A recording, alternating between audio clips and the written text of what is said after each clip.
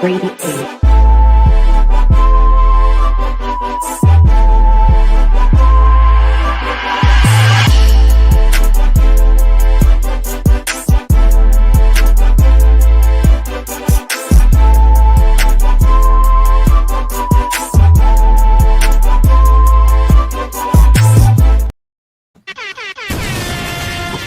Grady 8. What's up, everybody? It's your boy Musa, and I got my guy Mike here with me. It's another episode of the Pick 6 podcast. If you're watching, make sure you like and subscribe to the channel, hit that noti bell, leave a comment down below. We're 4 subs away from 200 subs. I know everyone else probably got through that recap of Super Bowls, but now it's our turn. We had a very eventful Super Bowl, to say the least. But Mike, man, how you doing? I'm doing good. How about you? I'm doing better than that Chiefs offensive line. Yeah, I'm doing good, man. As you know, I am the winner of their first inaugural pick'em for the Pick 6. It was announced before the Super Bowl. I was hoping it was a close race going at the Super Bowl, but nonetheless, I am the winner. It was pretty cool. I think it's going to be better going into the next season of college football and NFL, adding a little bit more layers to it and things of that nature. We're going to get right into it, man. Congratulations to the Philadelphia Eagles on winning the Super Bowl.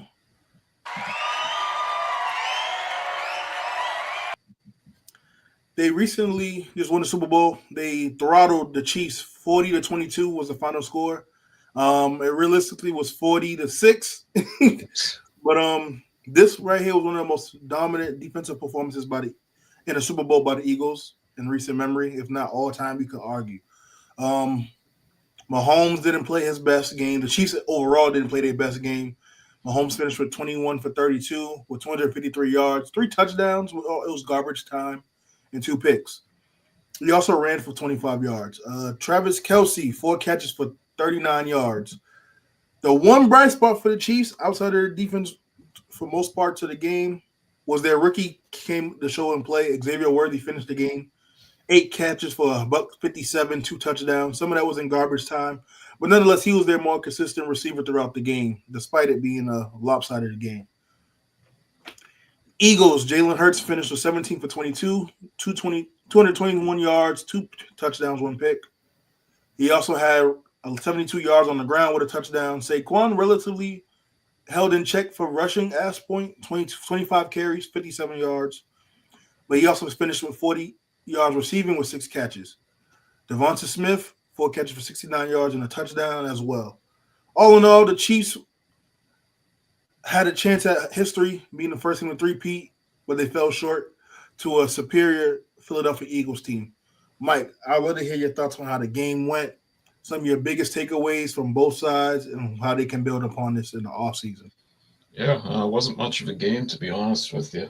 Chiefs got absolutely dominated. I think perfect storm hit them. First off, I didn't see it personally because I didn't really watch the pregame, but I know some people said Mahomes looked very tired and was yawning in the pregame. So I think he was nervous going into this, to be honest with you, where a guy who's probably not normally nervous. That's the first thing. Next thing, we look at the Chiefs. Their offensive line, yeah, it's been a problem. It was more of a problem early in the year, but it got solved as the year went along. But you look at the thing, they don't really play indoors and on turf too often. They did on the Super Bowl, and that exposed it even more. And they're not a team that's built to play like that. So another big help to the Eagles. And then the third thing is whoever decided on the Eagles to wear those green jerseys, I think should get as much credit as anyone else. Because on the DeJean pick, the Bond pick, I don't think Mahomes could see those guys. You look at the color contrast between the field in that dome setting. You had that along with the pressure. I think that played a huge part into it. But I don't think the Chiefs are going to go anywhere. I think they'll might be racking the Super Bowl next year. If not, I'm sure they'll sure as hell be in the AFC Championship game. They won't be back next year. There's a guy up in Baltimore. There's a guy up in Baltimore that's going. Yeah, sure thing, bro. Let me know when that happens. But around this time next year. No. See, and that if you want to get into that, I'll go into that. Look at the Eagles, the way they built their team. They have power at the quarterback position and speed at the running back. Baltimore's got it the opposite way around. So they would have to fix their offensive I would disagree line. with that. The quarterback's speed and Derrick Henry's power. He ain't speed. But as a running back committee, outside of Henry, everyone else is speed. Justice Hill's speed, Keaton Mitchell. Yeah, but they don't use them. They used him They in the used Hill. championship game a little bit. That's it. They used Hill. They used Hill. But I think the Chiefs. I think if it was Eagles Ravens, I think Ravens won the Super Bowl. If I'm I being don't. honest. I think the Steelers and the Bengals will finish ahead of them next year, personally. You also had the Steelers finish ahead of them this year too. How'd that end up? No, I didn't. I had the Bengals finishing ahead of them preseason. Even worse. Yeah. Keep down my Ravens. But back to the Super Bowl game. Because like I said, if it was the Ravens and Eagles, I would have had the Ravens winning that Super Bowl.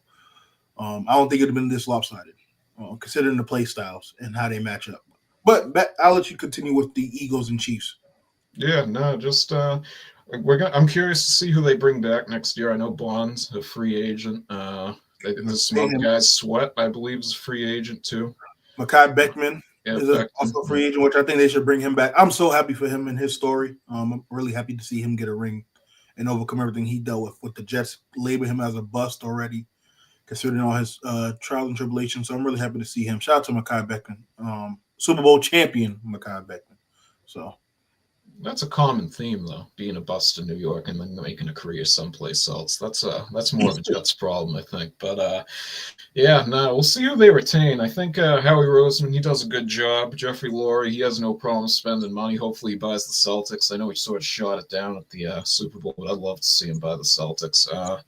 But yeah, I think the Eagles, I think that you're going to see a little bit of a dip next year. I don't think they'll miss the playoffs personally. I think you might see another first round exit though, or something like that, because usually you see a Super Bowl hangover from the losing team, but I think you see it on the winning side coming forward this year. Because I think even if you let those guys walk, I think the way you've shown that you can draft as an organization, it's not a big deal if you let those guys walk. Because look, you got Mitchell, DeJean, drafted Shipley. I think McKee, the third string quarterback, that's even a good draft pick. So they've proven that they can draft. So if they let them go, it's not a big deal. But if they have the cap space and re-sign them, I think they'll be, as I said, they'll have success next year. I don't see them repeating or anything though.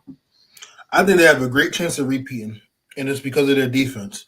Josh Sweat, I believe it was Josh Sweat, already said that he's more focused on winning at this point in his career. So obviously he wants to get paid, he said. But if the situation is not right from the winning aspect, he's not going to just sign it because of the money.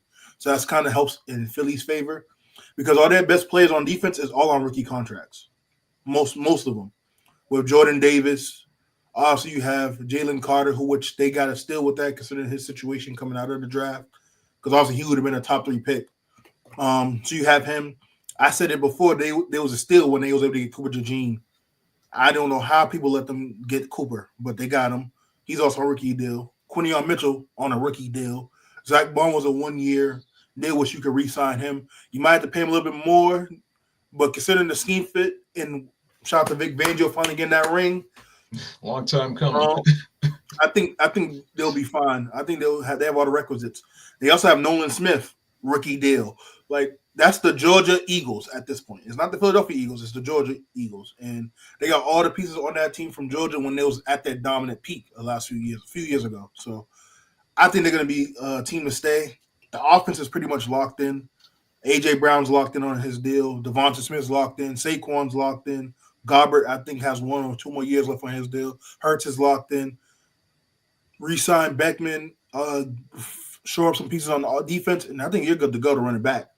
Obviously, the NFC should get a little better. I expect the Commanders to get a little better in the offseason. They try to combat against them because I think the Commanders is not too far away from the Eagles. As of right now, obviously drafting and free agent signing is going to play a role in this, but considering where we're at now and to the current day, the Commanders aren't too far from them. I think they've got to add some pieces on that defense and the offense and try to help so they can limit some of those turnovers they had, and I think it'll be just fine.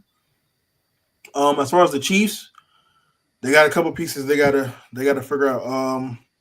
Trey Smith's a free agent, the guard, so they're gonna see if they can have to re-sign him.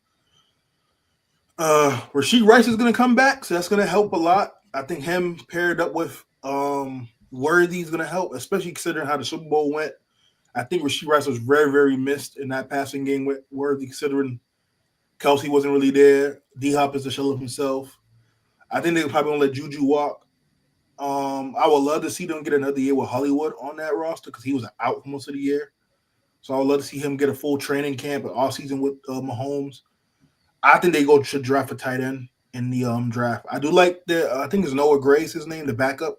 Yeah, they just extended him this year too for I think I 5 years, like 20 million. yeah, I like him.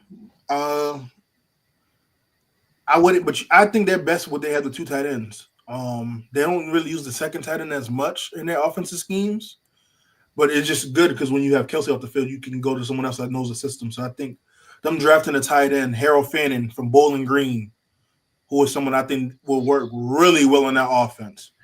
Add him with the Chiefs offense, considering Kelsey's is on the down opposite side of his career. He's long in the tooth, so to speak. I think that'll help a lot as well. Um, Outside of those, the Eagles is playing with house money. They're playing with house money. I think one thing you can't count out is Jalen Hurts is a winner. He's proven that, especially at the biggest stage now. Would you consider him being top five? Obviously, he'll probably be Um, at five, but I said last episode, 2 episodes ago, I'd have him over Stroud and Daniels, and I know a lot of people want to throw them in the top five, but I'm still going to go Stafford over him. And I know that might not be the case next year, seeing he's getting older, but just more of a body of work there, and we've seen it on multiple teams with Stafford, so I just give him a slight nod over him.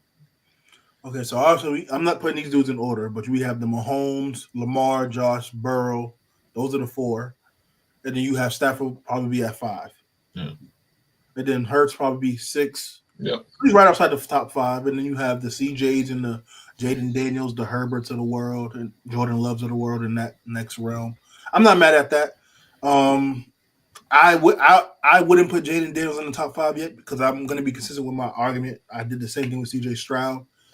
Great rookie season, but it's just one season. I got to see you do something more consistent with this before I put you in that top five. But that's why I did have the conversation about him being over CJ Stroud earlier in the year.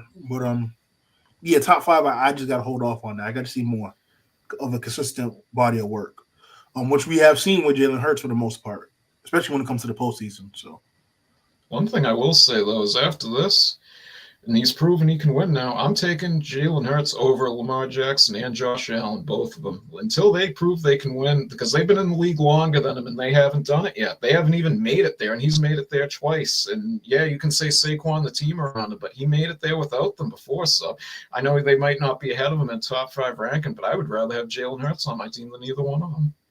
nah, not me. I'm not taking him over Lamar or Josh Allen. Hell, not even Joe Burrow. The reason being, yes, what you said is not wrong. So I'm not trying to dismiss it as if it's incorrect. Because yes, he has shown he can win more. My caveat to that is what they always use with NBA. It's the conference you're playing in. He's playing in the NFC. I think the NFC is better than the AFC this year, based on what we've seen. No. I think that game said more about the AFC than the Eagles, because look, these teams they couldn't beat the Chiefs, and the Eagles dominated them. I think when you look at the records of the NFC North and stuff, it's just like the West in basketball. They all kill each other and then they go to the championship. Maybe that happened in the AFC. I don't know, but I think we had it wrong all year, and the NFC was a bit the better conference because it's more based defensively. The NFC is not the better conference, and the reason being is a lot of injuries was happening in the AFC. That's for one. Two, what you said at the end is what killed your argument and why I was going to get right into is yes, and it's not. By the way, it's not about just this season. I'm talking when you made the statement you'd rather have Hurts is because of all the winning he has done up until this point in his career. So I'm taking that into account, tying into how the conference has been since he's got to the NFL as well as the AFC since the other quarterbacks you mentioned got to the NFL. I like Lamar, Josh, and Burrow. The AFC has been dominantly more better than the NFC since they've all been into the league. As you've seen, we just had a quarterback potentially go get 3 straight in their same conference. Burrow's been to the Super Bowl in that same conference. Lamar, MVPs. Allen just got an MVP. You have these teams that's been dominant in AFC for the most part. You had Stroud and Houston come out of nowhere last year. The NFC, I will agree, when you look at it defensively, they probably had the better teams defensively this year, sure. But when I'm looking at it as a collective from each quarterbacks, based on what they did in their rookie year up until this point, I would like to think the AFC is a lot more harder to come out of than the NFC.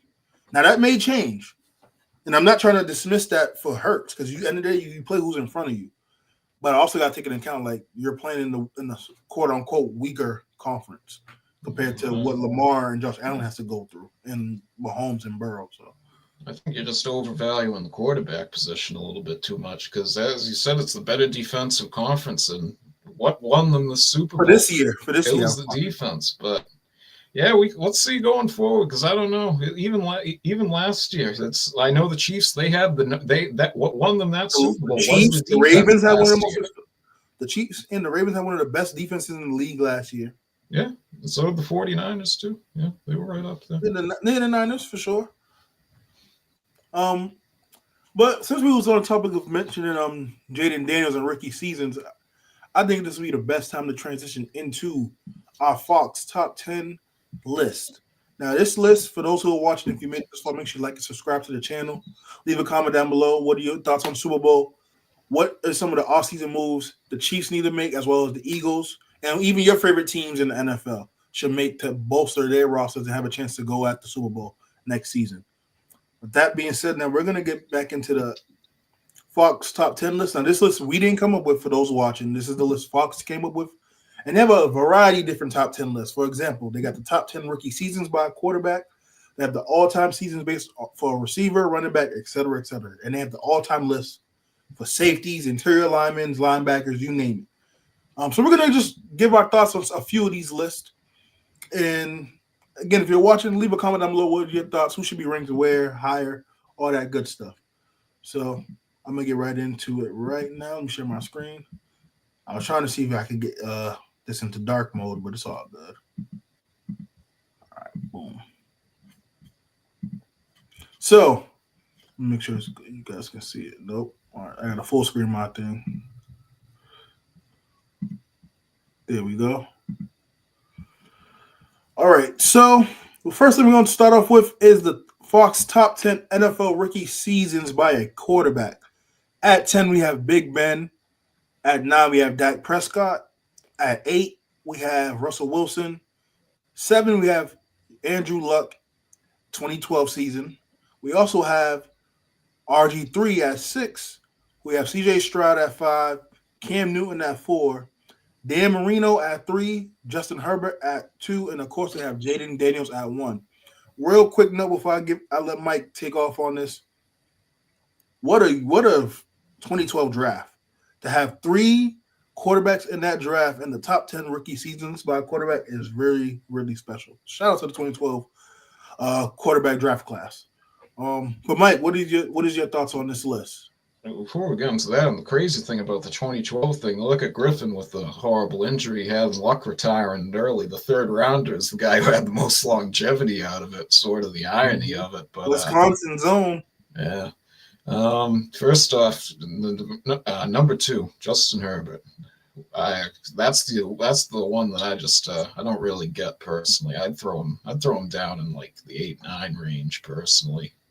All right. Well, let me read off what he did in his rookie season because I got it here as well. What I remember from his rookie season, I'll just tell you before you even do it. It's he had the comeback drive. What was it against the Raiders there, where they kept going back and forth in the fourth quarter? Was that the year after his rookie year? I think it was after, but no one at this point had a better regular season than him as a quarterback a rookie year. He set the record, first off, with 31 passing touchdowns while he threw 4,336 yards and was 38 yards short of Andrew Luck's mark. He only played 15 games to do so. He also got pushed into the game in week 2 because if you remember, Tyrod Taylor had that lung situation. He was offensive rookie of the year, but the Chargers wasn't a good team that year. But he did help them be a top 10 offense, and they finished the season at 7-9. Okay, so that's the year before that I'm thinking of. Yeah. First off, I'm gonna go. I definitely put Cam Newton, C.J. Stroud, RG3, Andrew Luck over him without a doubt. Oh, okay. Let's start out. Which one you want to start with first? Out of the names you just mentioned. any of them, because I think Cam Newton is definitely would be number two. And as I said, I didn't see Dan Marino, so I can't really comment on him. So we'll leave him at three. But I'm just saying those guys right there, they had team success along with it. I know what did he have? Anthony Lynn as his coach, I believe. Justin Herbert his first year, if I remember offhand correctly. So a lot of people dock that and say it's an excuse, but I don't know. I just think he's been overrated since the get-go myself. Okay, I will put Marino at 2. First of all, he was the 6th quarterback taken in his draft, in the 83 draft, and he didn't start until week 6. He threw 20 touchdowns, 6 picks, and he won 7 of his 9 starts. He also led the NFL in sack percentage and adjusted net yards per attempt. He also was a Pro Bowler that year, and he was second-team All-Pro despite starting in week 6. And he finished 3rd in MVP voting. They also won the division, and they were the 2nd seed in the conference, but they lost to the Seahawks in the divisional round. So, well, all that being accounted for, the fact that you didn't start to almost halfway through the season, finished 3rd in MVP voting still, was an All-Pro, and you won 79 starts, I'll probably lean towards putting him at 2. And he was the 27th pick in the draft, which is kind of crazy to think that Dan Marino went that far. That late, I'm sorry. But again, we could actually go back and talk about the Cam Newton one first. We're going to just start in order. Since I was already at 3, we're going to go to 4 with Cam. Cam Newton had one of the best college seasons to go into the NFL. Number 1 pick. First QB to throw for 400 yards in his debut. He broke the rookie record with 432 yards right after that in the following week. The first 2 weeks of the season is the most by any quarterback as a rookie to start off, which is 854 yards. And just his stature, like to your point though, Mike, him being 6'5", 245, being able to throw the ball, he was able to do so and run the ball. This rookie year, he threw for over 4K. He rushed for over 700 yards, 14 rushing touchdowns, and it's still a record to this day. Well, no, I lied. Allen and Hurts actually topped it, even though it was in a 17-game season, but nonetheless. No, Allen's was in 16, I believe, still. He got drafted. Wasn't top until Josh Allen and Jalen Hurts were each ran for 15 scores last year in a 17-game season. You're talking about overall, not rookie. Yeah. My bad. Newton also ran for 6 yards a carry, which led in the NFL that year, his rookie season. Overall, he threw for 4,051 yards, 21 touchdowns, 17 interceptions. Was almost a unanimous rookie of the year. The Panthers, though, they won only 6 games that year. So if you want someone that's looking to winning to take account, that's something you can try to dock for, but I wouldn't do that considering most of these players that's on rookie teams are going to very bad teams anyway. So we can talk about the next guy, though, because look at all the stuff that he dealt with going into that season with all the wide receiver injuries. CJ Stroud? Yeah, because look, everyone, like last year, because that's when Nico Collins became a star at the end of the year, because we know Tank Dell was his number 1 wide receiver for a while. Mm-hmm. He got injured. And there was at least 1 or 2 other wide receivers that got injured that year, I believe, too. I don't remember it offhand. Was it Mechie out with the Mechie illness? I'm thinking of someone else though. I thought he had another one. No, he had a long-term illness that he couldn't play. Yeah, I can't think of nobody else got. I know this year was a lot more considering they added Stephon and things of that nature. But he also had Will Anderson on the opposite side of the ball too, which helped rookie head coach too. Mm-hmm. That's another thing that is usually a downfall for some of these guys. So, like Cam Newton with the team success with Justin Herbert, they sort of cancel each other out. But I don't know, CJ with overcoming adversity, and it's not like he had an easy ride into the playoffs like this year. The NFC or the AFC South, they had that game going into the Saturday night game, week 18, them versus the Colts. I understand if the running back doesn't drop that pass, they probably don't get in, but he didn't catch it, and CJ still showed out. So he had a signature performance in the regular season, and he still went into the playoffs and got a win on top of it with a first-year head coach and Tank Dell, who we thought it was his top receiver at the time out. I probably still have Marino over him because everything you just said, Marino did and got into the divisional round also, and he also didn't start till halfway through the season and was still third in MVP voting. But I'm gonna read off CJ's stats. He's one of five quarterbacks since 1970 to post 4,000 or more passing yards, including a record 470 yards in his eighth career start. He has 6 games with 300 or more passing yards, and second most by a rookie quarterback. Um, he had 23 touchdown passes, just 5 intros, averaged 274 passing yards a game, and won the AFC South. The Texans was 10-7 that year. Also, he was rookie of the year, and he finished 8th place in MVP voting. They blew out the Browns, of course, and then they ended up losing to the Ravens in the following game in the divisional round. So, there's definitely an argument to have him above Marino at 3 or 2, for sure. He had a phenomenal season. People forget that because of what we see with Jaden Daniels. Now we can go into RG3 because you mentioned RG3. Second overall pick. He did a lot. He ran for 815 yards that season, which at that point was a rookie record in 2012. 7 touchdowns along with that. Led the league in yards per attempt with 7. And he had a 1.3 interception percentage, which also was leading the league in that year. He threw for over 3,200 passing yards with 20 touchdowns and 5 picks as well. And they won the NFC title that year before tearing his ACL in that unfortunate game against his other counterpart, who's on this list, Russell Wilson, and their Seattle Supersonics. I was about to say Supersonics. Seahawks in the wild card game. So far, though, because I could look at Andrew Luck in a second. If you was to, Jaden Daniels is going to be at 1, I assume. I'd even go CJ over Jaden because you look at it. He had a number 1 wide receiver in Terry McLaurin, and they had a lot of moves in that offseason. I understand Dan Quinn; he was his first year there, but he's not a new head coach. They didn't revamp the defense entirely, but they got Bobby Wagner. Noah Igbenogany showed out to actually be a pretty decent corner where he wasn't in Dallas and Miami, and you had Austin Eckler that you got in free agency. He wasn't Austin there. Eckler, Mike. He was the leading receiver in a few. We're not gonna act like Zach Ertz. They went out and got Zach Ertz is going to be one of the top tight ends on the market this year. That's more than Stroud had to work with.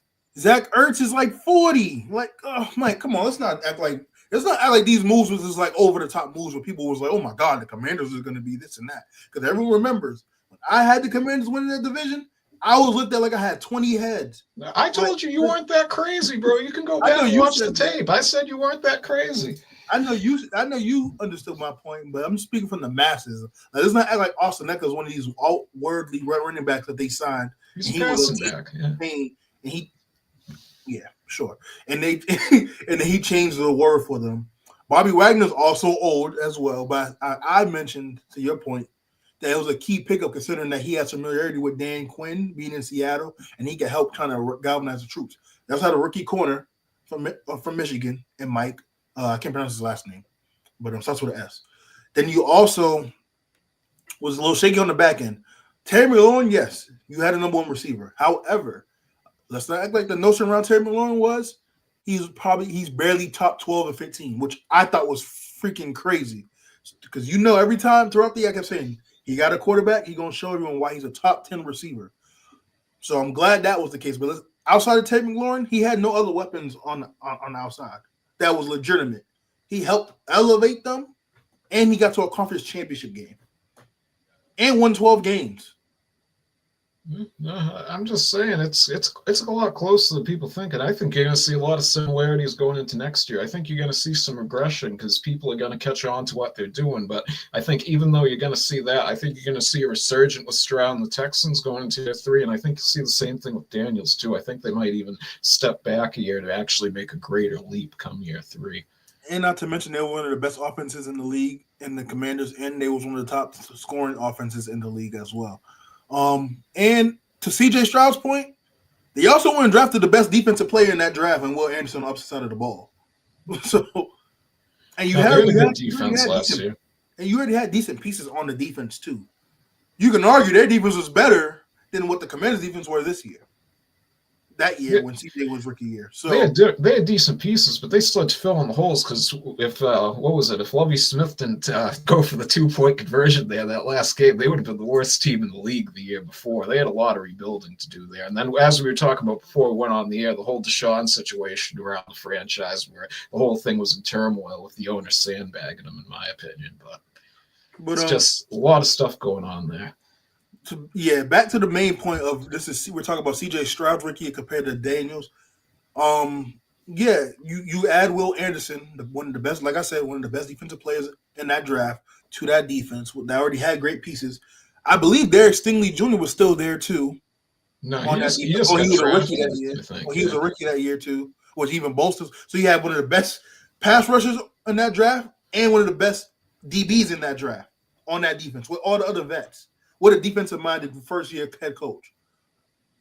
The offense, I agree with you. No one expected Nico Collins to resurge the way he did, and everyone thought Tank Dell was his number one until he got hurt. So I'm not poo-pooing that. I agree with you. It is closer than people think. I'm just going to give the slight edge to Daniels he was able to elevate a team to a conference championship despite his defense being one of the hiccups of that of the season, comparing to Houston, who had a much, much better defense than what Washington had this year. You got to remember too, Stroud. The collapse of the Jaguars too. What were they, 9-3, and then they almost lost out. They might have won one game after that. They were pretty much what they have a 3% chance of winning the division at that point. I know it sort of fell into their hands, but they had to overcome a lot. Especially, I don't think they had the tiebreaker because they lost them twice as well. I mean, we just had the Super Bowl champions in our division. Not to mention all the game-winning drives Daniels had to do to even get to this point. And on a 12-5 record. That's what I said. I think it's apples and oranges. No, I just prefer the apples a little bit more than the orange. That's all. I agree, and I think the Commanders, if they didn't have to do the 4 straight road games and it was a different circumstance, I think they easily could have gone to the Super Bowl. I think even though the game was a blowout, they could have overcame them if they were playing. If they played 10 games, they might have been able to win 6 of them for all we know. Yes, sir. A rookie season we haven't really talked about much. I want to give some love to is Big Ben. We know he was carried by that defense for sure. But he won the Super Bowl his rookie season, nonetheless. It was a great season. He was drafted 11th overall. He wasn't a starter at first. He came in over Tommy Maddox, for those who don't know or remember, in the 2004 season. And he won all 13 of his season starts and he beat the Patriots also, which included them winning 21 games straight. Isn't that the only time the Steelers beat him in the playoffs? I believe so. And he's just one of 9 rookies to go over 25 passing yards, 15 passing touchdowns with 10 wins.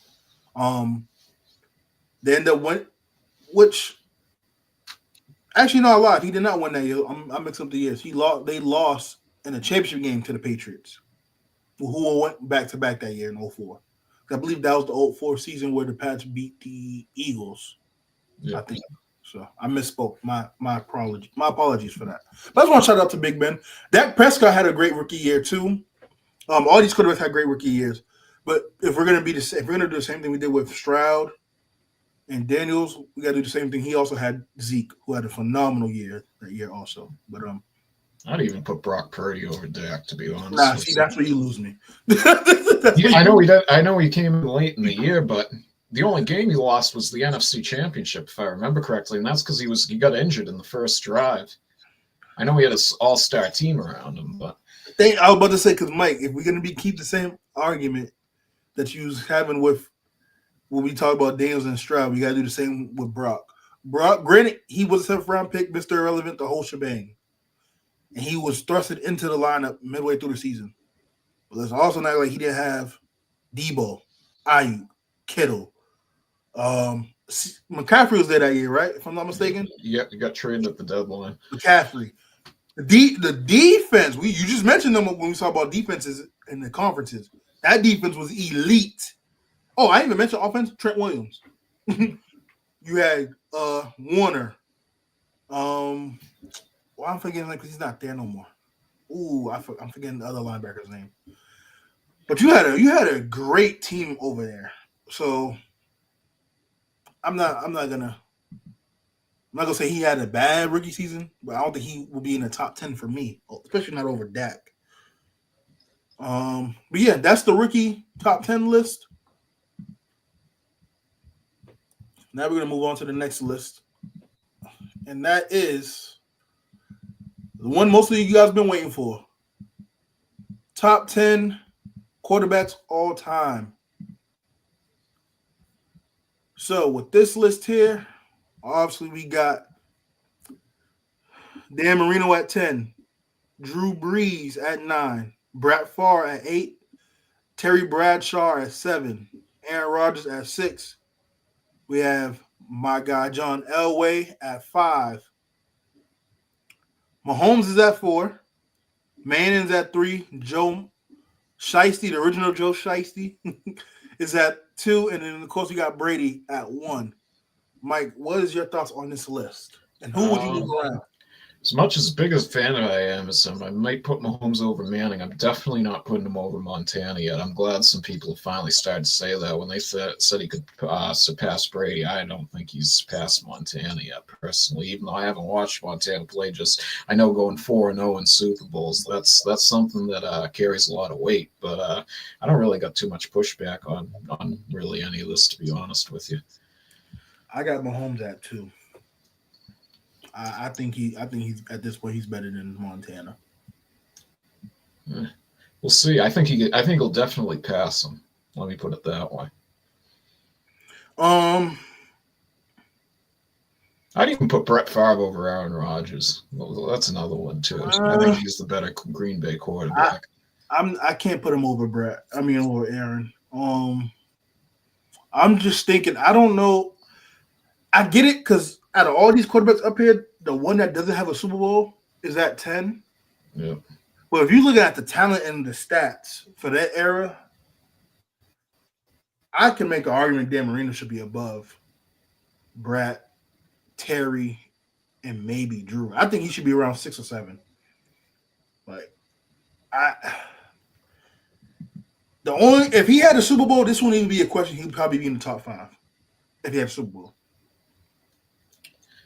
Yeah, but I don't know. Go look at some of the coaches he had and talent too. I don't know. Should have still been able to get something done. Are we gonna dock the talent from him? Because if we're gonna do that, we can look at all these quarterbacks. Quarterbacks. No, I know all because guys want to go play with these dudes. They're all gonna have people. Because I can say from right now, I think the next one on this list is the tight ends. Drew Brees has one of his tight ends on that list, which I was surprised to see. To be honest, a lot of people don't know. Favre did have, if I'm not mistaken, Favre did play with Sterling before the injury. I ain't got to talk. If you know football, you know who Terry Bradshaw had, especially on that defense. And he doesn't have the stats like some of these other quarterbacks. But again, relative to era, I'm not going to dock him for that. Aaron Rodgers had one of the best seasons ever by a quarterback, statistically, from the quarterback ratio, interception to touchdown rating. So MVPs galore, Super Bowl. That's why I feel like I can make an argument for at least Favre, Brees. That bottom row, I can make an argument Marino can be over them all if he had a Super Bowl for sure. Because if you look at outside of Bradshaw on the bottom half of that list, they all have at least one Super Bowl. He got the MVPs, which Brees doesn't have an MVP, so that's one to tick over. But he's got 2 Super Bowls, right, or 1? Who? Brees? No, he only got 1. He only got 1, okay. I think that was the 2010 or the 08 season. Oh, no, I can't remember off the top of my head. But yeah, Chargers should have kept him too, by the way. But that's a whole nother. The Dolphins should have got him. I forget who they got over him, but they were about to, and they voided the deal for. I think it was Dante Culpepper, if I remember correctly. But how you feel about John Elway above Aaron Rodgers? Because a lot of people, I ain't gonna lie. I don't know enough about Elway. I honestly, based off that, I'd probably keep it though, because as I said, I think Brett Favre's the better Green Bay quarterback out of the two of them. Why do you think Favre's better than Rodgers? It's just, yeah, I know he's put up all these great numbers in the regular season. The win percentage is going to be off the charts when you look at it, but just it's like when we look at sort of like Kevin Durant in basketball. He hasn't done anything other than Golden State for winning the championships, and with those teams that he had so many times just knocking at the door to try to just crack it again, and he hasn't done it. Like, and I know Brett Favre. I don't think Aaron Rodgers would ever been the quarterback he was if he didn't learn from Brett Favre. On top of it, But can't you say the same thing with Brad Favre? He hasn't done anything outside of Green Bay. well, I'm not saying outside of Green Bay, From a outside winning of standpoint, we all know he got to the NFC Championship game with Minnesota. But I'm just playing devil's advocate based on your argument. I'm not meant to be that far over Rodgers. I mean, to win 3 straight MVPs, although I think one of those years he should never won it. We won't get into that.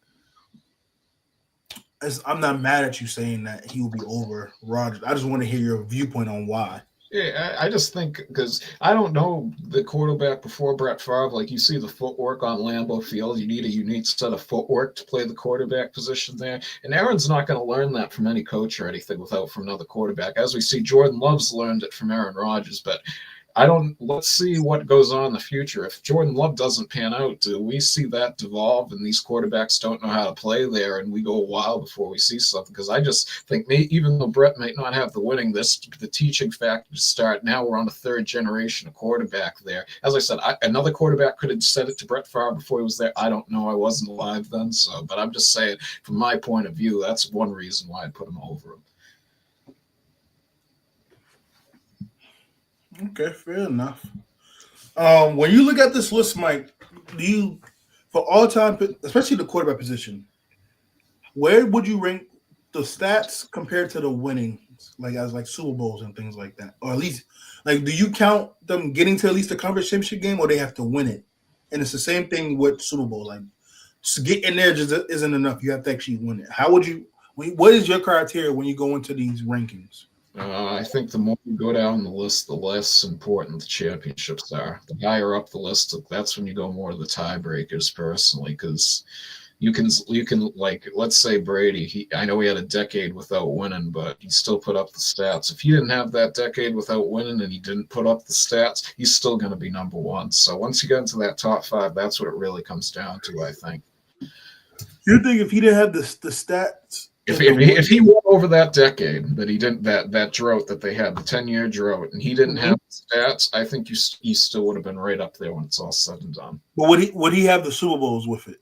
Well, that's what I'm saying. You substitute the two. If he didn't, okay. So what you're saying is, you could correct me if I'm wrong. I just want to make sure I get a better understanding for those watching. Get an understanding. If Brady in that 10-year gap where they didn't win the Super Bowl, if he didn't have the statistics, but they still won the Super Bowls, he would still be up there. Yep, because I'm not saying throughout his whole career, just the 10-year gap. Because if he had the high stats at the beginning and the end, the 10-year gap's not going to get remembered for having him lower statistics or being carried by defenses because he's going to have so many rings.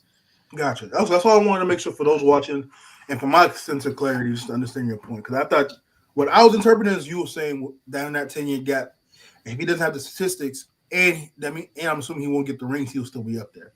Because I'm like, okay, he'll have 3 Super Bowls. I don't know if he'll be 1. I think he'll still be Montana. But okay, that makes more sense. Yeah. And lastly, before we get into the next part of the list, I would just say some things I would change around. I'm keeping Brady at 1. I will put Mahomes 2. I will put Joe at 3, but you can interchange them. If you want to put Joe over Mahomes, I'm not mad at that at all. The 4-0 in the Super Bowls is great, and I can't poo-poo that. Especially because I think when it comes to, like, we talk about the whole Braun Jordan stuff and Jordan being 6-0, I think it's a lot harder to be undefeated in Super Bowls as it is to be undefeated in NBA Finals because you only get 1 game. You don't get a series. So that's why I will. If you have Montana over Mahomes, I'm not mad at that dude. I'm not mad at that due to that point because it's a lot harder to do things like that. But for me, based on the stats, the talent, the accolades, I would still probably put Mahomes over Montana at this point. Although he's 1 Super Bowl short. And both Super Bowl, and I get it though, because both Super Bowl losses Mahomes had was blowouts. So I will put Manning at 4. Although I really want to put Elway at 4 over Manning, but I'm not mad at Manning at 4. So, and I'll keep Elway at 5. Now 6 through 10, I'll put Bradshaw at 6 only for the winning. I'm not gonna dock him too much because of his statistics based on his era that he played in. But to have 4 Super Bowls, although some of that led to the steel curtain, I gotta give him credit for that too. So I'll put Bradshaw out of respect at 6. Then I'm gonna go. Who will be at 7 between Rodgers, Favre, Breeze, and Marino? I'm probably gonna go. I'll go Rodgers 7. Favre stays at 8. I'll keep Breeze at 9 and 10, and Marino be at 10. I'll keep the last 3 as is. Although I did say earlier I can make an argument for Marino to be over them from a talent standpoint, but with the win, the Super Bowls was hurting Marino, and I feel like it shouldn't because his stats say otherwise relative to his era. But everyone else has at least 1 Super Bowl, so I got to give them some type of respect for that. So that's what I'll do with the list. Now, if you're watching, if you made it this far, make sure you like and subscribe to the channel. Leave that noti bell on. We're 4 subs away from 200 subs, man. We appreciate you guys subscribing. It helps the channel out. Leave a comment down below who you think is the best quarterback all time. Who would you put above any of these other quarterbacks? Give us a quarterback you think should be in the top 10 that's not on this list. But now we're going to move right along to the next one. I think it's going to be our last one for the day as far as top 10 lists go. We're going to do a lot more of these throughout the offseason. And now the next one we have is the greatest tight ends of all time.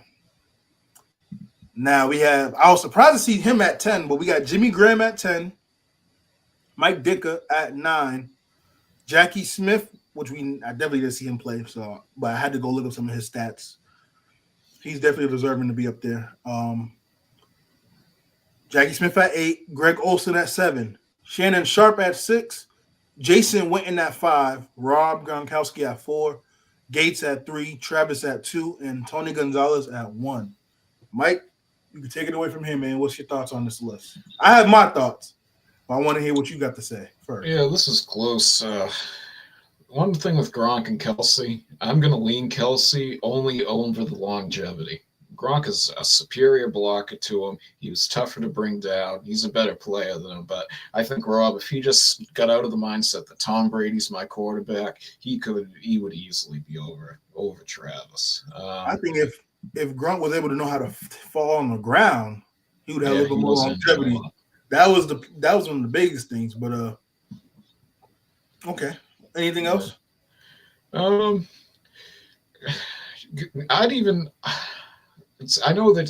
think same thing with Tony Gonzalez.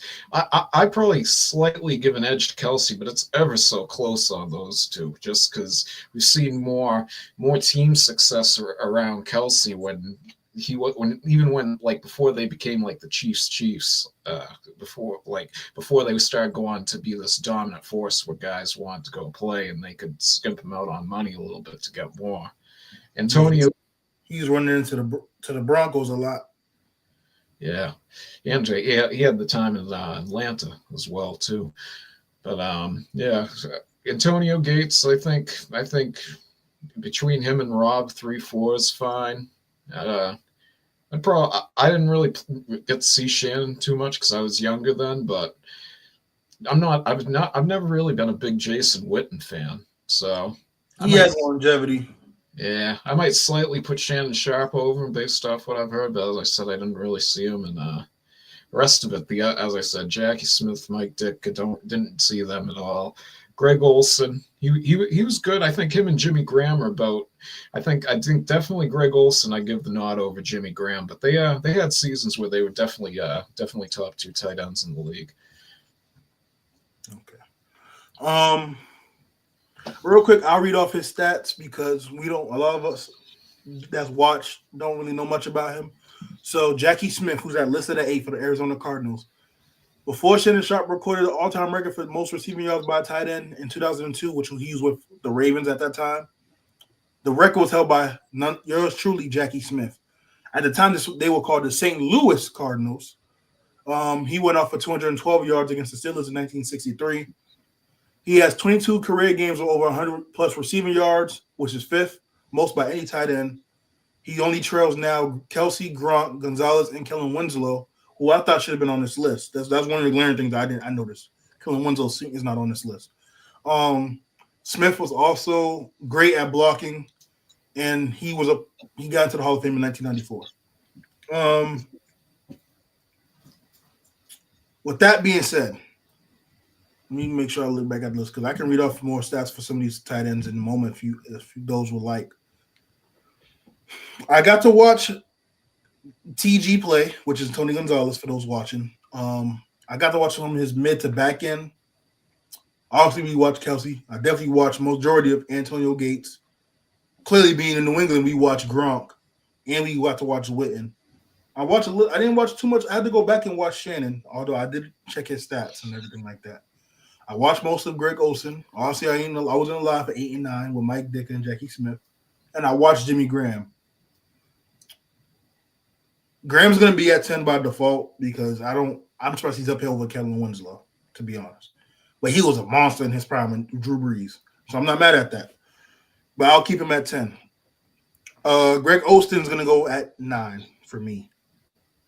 Actually, no. I'm putting Jason Witten at 9. And I'm putting Jason Witten. Jason Witten will be at 9. I will then put Mike Dicker at 8. Jackie Smith at 7, Greg Olsen at 6. Now here comes the tough part. Because the winning matters. As long as statistics. I might have to put Gates at 5. And that's tough for me to do because he got the stats. But he didn't win. And then I get it. If you compare it relative to the counterparts up here, they might have better teams. It's not like he was on a team that was number 1 in offense. And they blew that playoff game when he had Phillip Rivers himself and LaDainian Tomlinson. So it's like, I got it. And obviously, it was not his fault solely. But you had offenses that had more than enough firepower to get to a Super Bowl and get over the hump. And you guys just, for whatever reason, didn't do so. So I'll put Gates at 5 because I care about winning at some point when you get to the top 5-ish. So Antonio Gates will be my 5th tight end. I will put Shannon Sharp at 4. 3. People's not gonna like it. I'm putting Tony Gonzalez at 3 for the reason why I had to move Gates to 5. They didn't win, and I get it. He didn't have all the best teams and all that, but they just didn't. The team success, which is it's a team sport, he just didn't get it done. So I'll put him at 3. I'm sorry, I believe I had him at 3. I had him Tony TG at 3, but you can change him. I'm putting Kelsey at 2, and I'm putting Gronk at 1. I think when you look at all these tight ends that's deserve, and also Kellen Winslow, shout out to Kellen Winslow who's not on this list. All these tight ends in their peak, nobody wanted to match up with Gronk. I think he has the most dominant peak out of the 10 on this list. For him to be at the size he was, the way he was able to move and hard to get, he was the complete mismatch on the field. It might sound like a homer, but for those that watch the show, I'm far from the homer or the typical oblivious Patriot fan. I'm far from that. So when I say I got Gronk at 1, it's not because he played for my. I'm on strike still for the Patriots. It's because when I look at his prime, he was unguardable. Obviously, all these guys in their prime was more unguardable. I don't know about Jason Witten, but for the most part, most of these guys were unguardable. But man, again, you could change it. If you wanted to put Kelsey at 1 or Gonzalez at 1, Gates at 1, and put Gronk at 4 still, I'm cool with that.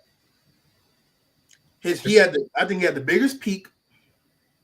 Although you could tag him if you want because he played with Brady. Biggest peak, and he was winning. So because of those 3 reasons, I'll put him at 1. The one thing with Gronk is, too, for a while there, it took 2 guys to bring him down. You couldn't tackle him with one dude.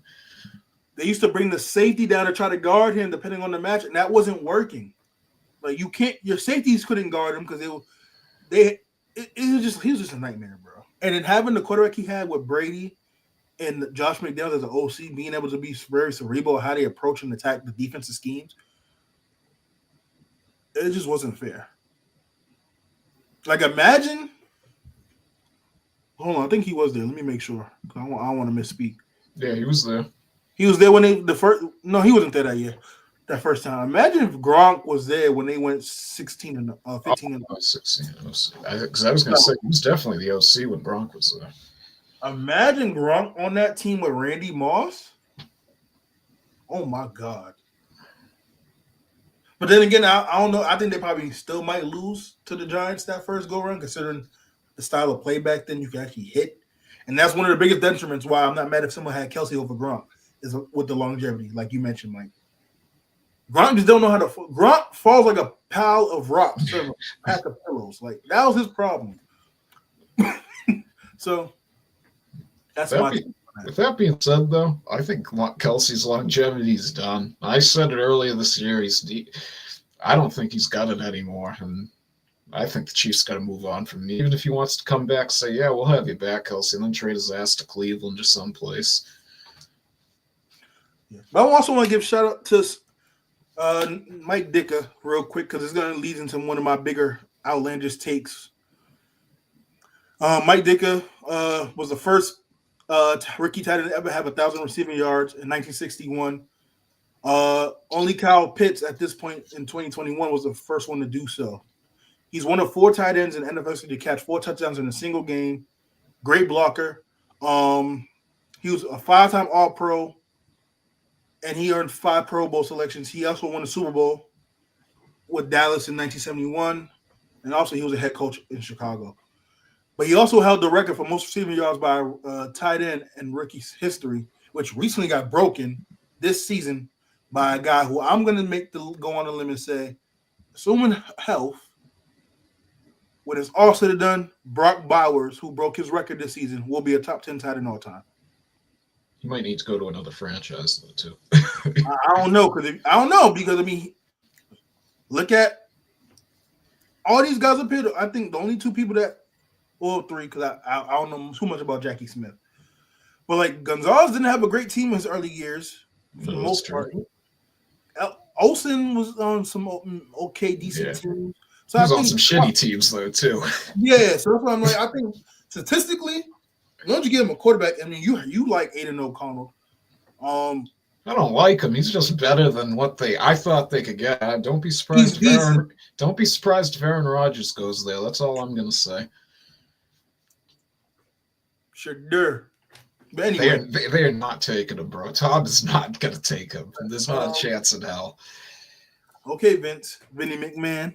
What is he? Hold on. Whoa. You said not a chance in hell. That's okay. Fair enough. I didn't even catch that. Come on, Mike. I thought you was gonna catch that.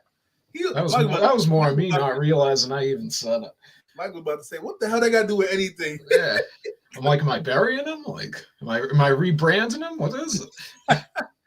But no, I think when it's all said and done, Brock Bowers will probably have the chance to go down as one of the best tight ends to ever play the game. I ain't saying he's gonna be top 5. I ain't going that far yet. Top 10 ain't a far stretch. I'm hoping Kyle Pitts could be on that same trajectory, but it's been a lot of the same conversation the last 2-3 years since his rookie season. So I don't know about all that yet. But he has some hope because he had a little bit of connection with Penix as well as Drake London. So we'll see. I'm going to hold off on him. But definitely Brock Bowers, the future is bright for Brock Bowers. And depending on where Tyler Warren goes and how he produces, who knows? But all right, that's going to wrap up the top 10 list for today. Next episode, we're going to touch base on, let me fix my screen. There we go. Next time we come up here, we're going to talk about the all-time seasons by running back that Fox Sports released. We're also going to get into the top 10 seasons by wide receiver, which we're going to make sure our guy Ty is here for that show because there's someone on the list that he might definitely enjoy seeing on that list. I'm not gonna say where he's at on the list, but he's on the list. Like Chris Jericho say, you just made the list. And then lastly for that show, we're gonna talk about the top 10 all-time cornerbacks. So that's gonna conclude today's episode of the Pick Six Show. If you made it this far, make sure you like and subscribe to the channel. Leave a comment down below. As I mentioned previously, we're 4 subs away from 200. Please hit that subscribe button. It's going to help grow the channel. And we grow as long as you guys watch, man. So hope everyone has a restful, warm Sunday evening. I don't know where you guys are watching, but for us on the East Coast, it's been some snow, some rain, slush, right? Weather. The whole 9. Yeah, it's typical weather in February. And also happy Black History Month for everyone. We'll see you guys on the flip side, man. Peace.